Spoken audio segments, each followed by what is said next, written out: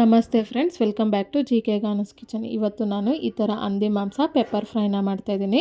ಈ ಪೆಪ್ಪರ್ ಫ್ರೈಗೆ ಈ ಥರ ಗ್ರೀನ್ ಮಸಾಲಾನ ರೆಡಿ ಮಾಡಿಕೊಂಡು ಈ ಫ್ರೈನ ಮಾಡ್ತಾಯಿದ್ದೀನಿ. ಮೊದಲಿಗೆ ಇದನ್ನು ಮಾಡೋದಕ್ಕೆ ಮಸಾಲಾನ ರೆಡಿ ಮಾಡ್ಕೊಳ್ಳೋದಕ್ಕೆ ಈ ಥರ ಒಂದು ಚಿಕ್ಕ ಜಾರ್ನ ತೊಗೊಂಡು ಅದಕ್ಕೆ 5 ಹಸಿಮೆಣ್ಸಿನ್ಕಾಯಿ, 15 ಪೀಸ್ ಆಗೋಷ್ಟು ಸಿಪ್ಪೆ ಬಿಡಿಸಿದಂಥ ಬೆಳ್ಳುಳ್ಳಿ, ಈ ಥರ 4 ಪೀಸ್ ಆಗೋಷ್ಟು ಶುಂಠಿ, ಒಂದು ಇಡೀ ಆಗೋಷ್ಟು ಕೊತ್ತಂಬರಿ ಸೊಪ್ಪನ್ನ ಸೇರಿಸ್ಕೊಂಡು ಇದಕ್ಕೆ ಸ್ವಲ್ಪ ನೀರನ್ನ ಸೇರಿಸಿ ಈ ಥರ ಮಸಾಲಾನ ರುಬ್ಬಿ ರೆಡಿ ಮಾಡಿ ಪಕ್ಕಕ್ಕೆ ಇಟ್ಕೊಂಡಿದ್ದೀನಿ.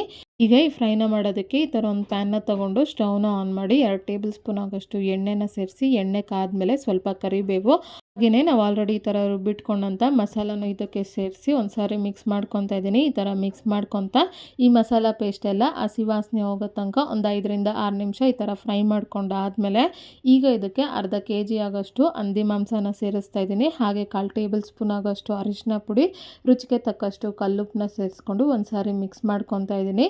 ಈ ಥರ ಮಿಕ್ಸ್ ಮಾಡ್ಕೊತ ಉರಿನ ಮೀಡಿಯಮ್ ಫ್ಲೇಮ್ನಲ್ಲಿ ಇಟ್ಕೊಂಡು ಒಂದು 5 ರಿಂದ 6 ನಿಮಿಷ ಮಟನ್ನ ಫ್ರೈ ಮಾಡ್ಕೊಂಡಾದಮೇಲೆ ಈಗ ಇದಕ್ಕೆ ಸ್ವಲ್ಪ ನೀರನ್ನ ಸೇರಿಸ್ತಾ ಇದ್ದೀನಿ.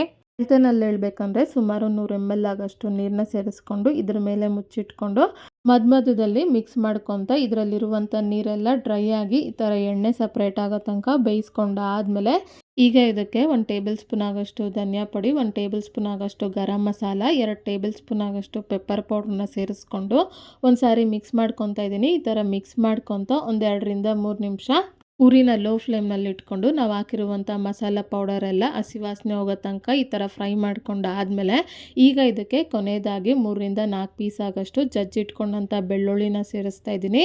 ಹಾಗೆ ಒಂದು 2 ಟೇಬಲ್ ಸ್ಪೂನ್ ಆಗೋಷ್ಟು ನಿಂಬೆಹಣ್ಣು ರಸನ ಸೇರಿಸ್ಕೊಂಡು ಇನ್ನೊಂದು ಸಾರಿ ಇದನ್ನು ಮಿಕ್ಸ್ ಮಾಡ್ಕೊತ ಉರಿನ ಲೋ ಫ್ಲೇಮ್ನಲ್ಲಿ ಇಟ್ಕೊಂಡು 1 ರಿಂದ 2 ನಿಮಿಷ ಫ್ರೈ ಮಾಡಿಕೊಂಡು ಸ್ಟವ್ನ ಆಫ್ ಮಾಡಿಕೊಂಡ್ರೆ ಹಂದಿ ಮಾಂಸ ಪೆಪ್ಪರ್ ಫ್ರೈ ಈ ಥರ ರೆಡಿ ಆಗುತ್ತೆ.